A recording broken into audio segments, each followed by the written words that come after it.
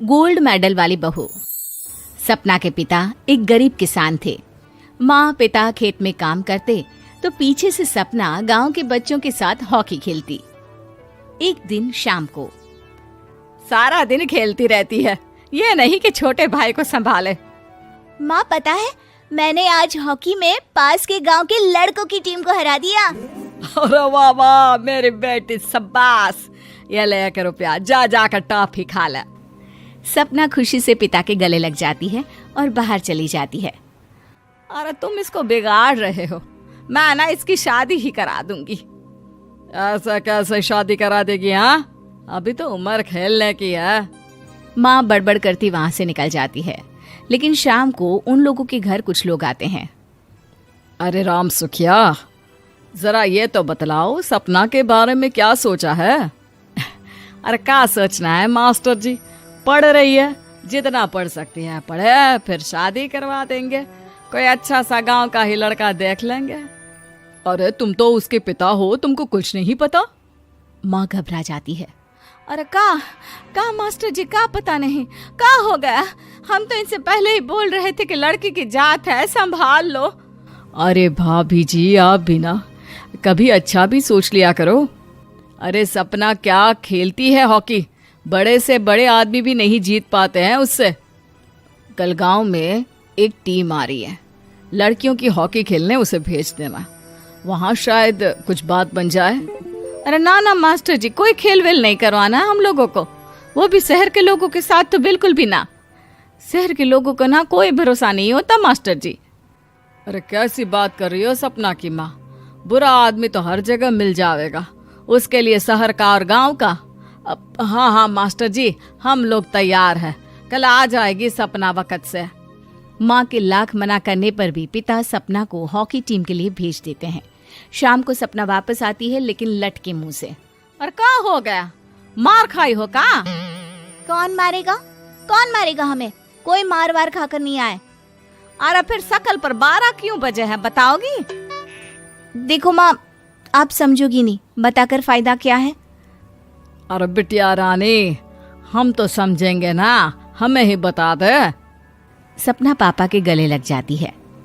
पापा, मैं ना सिलेक्ट हो गई हूँ भारत की हॉकी टीम में खेलने के लिए। अरे वाह, ये तो बहुत ही खुशी की बात है मेरे बच्चे। फिर मेरी गुड़िया काहे परेशान है? पापा, मुझे दिल्ली जाना पड़ेगा आगे की प्रैक्टिस के लिए। माँ जो सारी बात सुन रही होती है, जोर से चिल्लाती है। एक पैसा नहीं है मेरे पास, समझे? कुछ नहीं दूंगी। शादी के लिए लड़का फाइनल भी कर दिया है, कल्ले का बेटा, वो शादी कर लेगा तुमसे।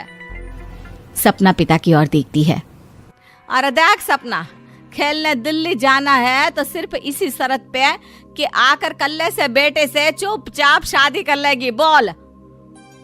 अरे ठीक है ना, कल्ले का बेटा तो बहुत ही समझदार है, सरकारी नौकरी है उसकी, मान गया वो तो सपना शादी कर लेगी। सपना भी धीरू, जो कि कल्ले का बेटा था, उसे जानती थी।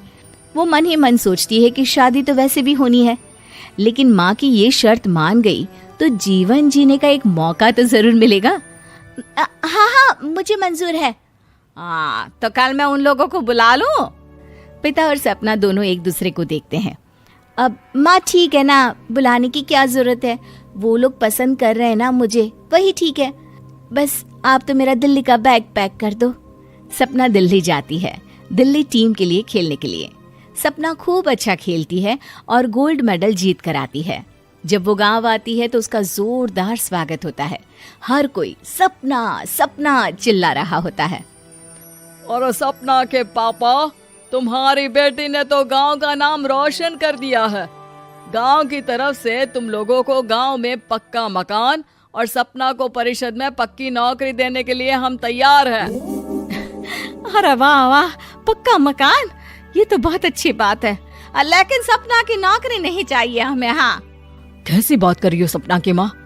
लड़की की नौकरी रहेगी तो अपने पैरों पर खड़ी रहेगी, किसी के आगे झुकने की जरूरत ना पड़ेगी। अरे चुप रहो, हम तो नौकरी ना करते हैं, पर मजाल है कि किसी के आगे झुके हो। ना ना, हमारी बेटी नौकरी नहीं करेगी। पिता लाख समझाते हैं लेकिन माँ नहीं मानती। और फिर वो दिन भी आ जाता है जब सपना को अपने कहे अनुसार लड़के से शादी भी करनी पड़ती है। ससुराल में। ए बहू, तू रोज रोज सुबह कहाँ जाती है? घर का सारा काम निपटा कर कहाँ भागती है? माँ का घर तो पास ही है, वहीं निकल जाती है क्या? नहीं माँ जी, मैं हॉकी खेलने जाती हूँ, मुझे खेलना पसंद है। खेलना पसंद है? अरे कैसी बात कर रही है बहू, शादी के बाद तो कोई लड़की खेलती फैलती नहीं है, वो घर का काम काज देखती है। सपना कुछ नहीं कहती। वो एक रोज कमरे में अपनी अलमारी ठीक कर रही होती है कि तब सुनो, वो जो लटक रहा है ना, क्या बोलते हैं उसे? मेडल। सपना पति की बात सुनकर खुश हो जाती है, उनके पास जाती है। मैं सोच ही रही थी कि तुमने कभी पूछा क्यों नहीं। ये मेडल है, मैंने जीता है, पता है, हॉकी में।